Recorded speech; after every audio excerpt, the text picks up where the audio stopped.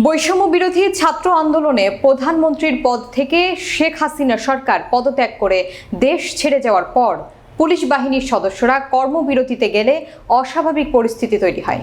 এ পরিস্থিতি মোকাবেলার জন্য এবং মুন্সিগঞ্জের শ্রীনগরে সংখ্যালঘুদের নিরাপত্তা ও তাদের বিভিন্ন মন্দিরে হামলা রোধের জন্য বিএনপির নেতারা আলোচনা সভার আয়োজন করেন। বিস্তারিত থাকছে শ্রীনগর প্রতিনিধি কায়ুম মাঝভান্ডারীর প্রতিবেদনে। বৃহস্পতিবার বিকেল ৩টা থেকে সন্ধ্যা পর্যন্ত উপজেলার গাজালহাটি ব্রজের পাড়ার আনন্দময়ী পাড়ায় অবস্থিত হিন্দুদের বিভিন্ন মন্দিরে গিয়ে আলোচনা করেন তারা। বিএনপির কেন্দ্রীয় নির্দেশনায় অনুষ্ঠিত এই আয়োজনে প্রধান অতিথির বক্তব্য রাখেন বিএনপির কেন্দ্রীয় কমিটির স্বেচ্ছাসেবক বিষয়ক সম্পাদক মীর শরাফত আলী সপু।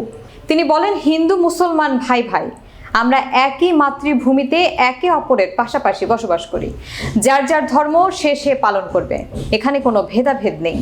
যারা দেশে অরাজকতা সৃষ্টি করছে তারা কেউ বিএনপি জামাতের লোক নয়।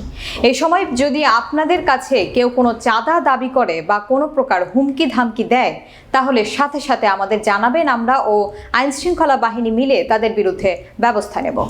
এ সময় আরও উপস্থিত ছিলেন বিএনপির কেন্দ্রীয় নেতা আওলাদ হোসেন উজ্জ্বল, উপজেলা বিএনপির সাবেক সাধারণ সম্পাদক আবুল কালাম কানন, বিএনপি নেতা কাজী শামীম ইমাম সাচ্চু, নাসিরুল আলম পলাশ, সিদ্দিকুর রহমান, মহিলা নেত্রী জাহানারা বেগম, জমিশ মোল্লা, জামাত নেতা আব্দুল লতিফ, শামসুল ইসলাম তোতা, যুবদল নেতা জহিরুল ইসলাম বাদশাহ, লিমন, মন্দির কমিটির নিরঞ্জন দাস, সুমন দাস, বিএনপির সহযোগী সংগঠনের নেতৃবৃন্দ সহ হিন্দু সম্প্রদায়ের সহস্রাধিক মানুষ।